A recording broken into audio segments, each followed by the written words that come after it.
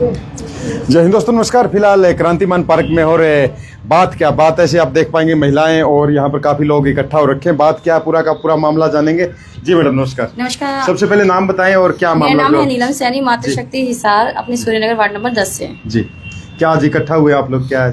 आज हम जो दिव्यांग, विकलांग और जो हमारे मानसिक वो है स्पेशल चाइल्ड, उनके बच्चों के लिए इकट्ठे हुए हैं कि सभी पेरेंट्स एक साथ इकट्ठे हों और उन बच्चों के लिए सरकार कुछ अच्छे से कर पाए।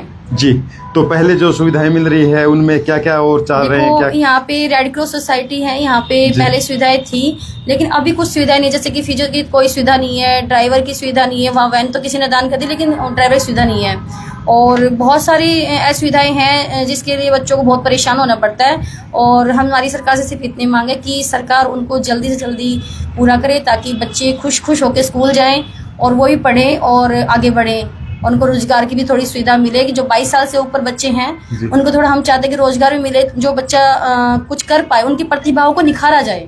जी तो कितने बच्चे ऐसे जो प्रभावित है इससे? देखो शहर में तो काफी सारे बच्चे ऐसे हैं जो प्रभावित है। कुछ पेरेंट्स आगे आते हैं, कुछ पेरेंट्स छुप जाते हैं इस चीज के लिए, भाई कहीं कोई और बात ना उठ जाए। तो हम तो चाहते सारे पेरेंट्स आगे आए और अपने बच्चों के लिए सरकार से मांग करें कि हमारे बच्चे हैं, हमारे बाद उन बच्चों का क्या होगा।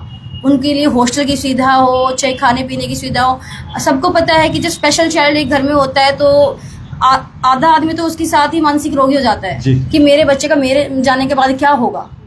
तो कोई बड़ा भाई बहन या कोई चाचा था तो उसको संभालेगा नहीं, तो उसके लिए भी सरकार की तरफ से कोई सुरक्षा गारंटी मिले उनकी जो भी है। हाँ जी, सुरक्षा गारंटी ताकि वो अपना जीवन अपने अधिकार के साथ जी सके। हाँ जी, सम्मान के साथ, अधिकार के साथ जी सके, ताकि लोग ये ना कहे कि भाई मेरे टुकड़ों पे पल रहा। नहीं, वो सरकार उसके लिए पूरे सम्मान के साथ उसकी पूरी रखवाली की जिम्मेदारी उठाए। जी मैडम नाम बताएं और यहाँ पे ज्ञापन भी ले रखा है। क्या लिखा है? मेरा नाम मीनू सिंगला है, मेरा बच्चा भी डिसेबल है जी। तो बच्चा हमारा रेड क्रॉस सोसाइटी में EIP सेंटर चलता है, वहाँ जाता है जी। तो हम सारे पेरेंट्स इसलिए इकट्ठे हुए कि जैसे ड्राइवर की सुविधा नहीं है, ADC मैडम से हमारा टाइम मिला है बुधवार का मीटिंग का, लास्ट बुधवार का था तो वो किसी कारणवश नहीं हो पाया था। तो हमें उम्मीद है कि शायद ADC मैडम हमें ये सुविधा दे दे, लेकिन हम चाह रहे हैं कि सरकार इस सुविधा को परमानेंट दे, यूँ ना कि 1-2 महीने ड्राइवर दे के उसके बाद फिर वो दिक्कत फिर आए। और उसके साथ में रोडवेज की तरफ से इन बच्चों को 40% की भी सुविधा मिलनी चाहिए, क्योंकि सिटी वाले तो फिर भी क्या पता आ जाते हैं यहाँ पे, लेकिन अपने गाँव के ब्लॉक के हैं तो उन लोगों को यहाँ अगर थेरेपी लेने के लिए आना पड़ता तो एक तो बच्चा साथ में उसका पेरेंट्स होता है जो, तो उन दोनों को ये पास की सुविधा मिलनी चाहिए ताकि उनके लिए बर्डन ना हो। मान लो थोड़ा सा 50 किलोमीटर एरिया से है तो उसके 50-100 रुपये, आने जाने में 200-300 रुपये वैसे लग जाते हैं। प्राइवेट में जाते हैं तो और भी ज्यादा है। तो सरकार बस पास की सुविधा करे उनके लिए, फ्री बस पास हो, 40% से ऊपर उनके हर डिसेबल का हो, चाहे वो मेंटली हो चाहे वो फिजिकली हो, मल्टी डिसेबल जितने भी बच्चे हैं सबको बस पास की सुविधा मिलनी चाहिए।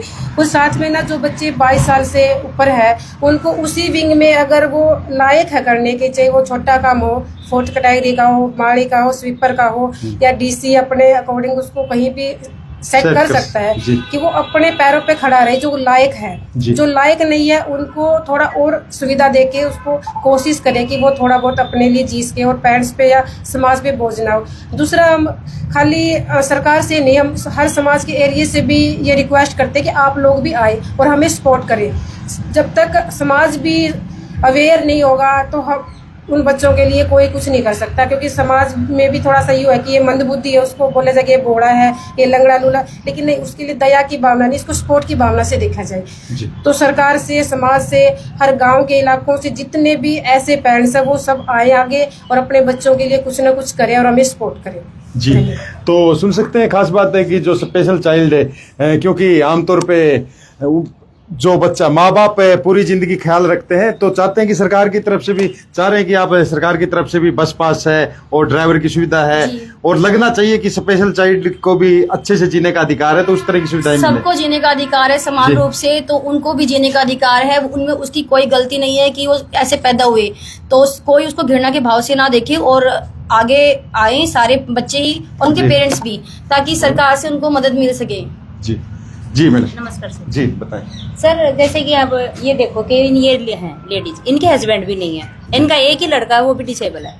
तो अभी इनके जैसे ये अपने जाने के बाद इनके बच्चे को कौन संभालेगा, इसके लिए हम थोड़ा सा ये सोच रहे हैं कि आश्रम की व्यवस्था हो या फिर कोई हॉस्टल वगैरह हो तो जी, बच्चे अपना बिल्कुल। जीवन यापन कर सकते हैं। बिल्कुल ऐसे इनकी जिंदगी का कोई मतलब नहीं होता। जैसे कि अब हम यहाँ पे सोच रहे हैं कि भाई हमारे कुछ सुविधाएं मिलेंगी, रेड क्रॉस में जाते हैं। मैंने अपने बच्चे का एडमिशन खुद स्पीच थेरेपी के लिए करवाया था, तो वहाँ पे भी मेरे बच्चे को 5 साल से अभी कोई स्पीच थेरेपी नहीं मिल रही। कोविड के बाद में वहाँ पे कोई स्पीच थेरेपिस्ट नहीं है, स्टॉप नहीं है। नहीं। तो इस चीज के लिए भी हम यहाँ पे मतलब बैठे हैं भाई कि कुछ को हो इनका कोई बढ़। साइकोलॉजिस्ट नहीं है, स्पीच थेरेपिस्ट नहीं है, ऑक्यूपेशनल नहीं है।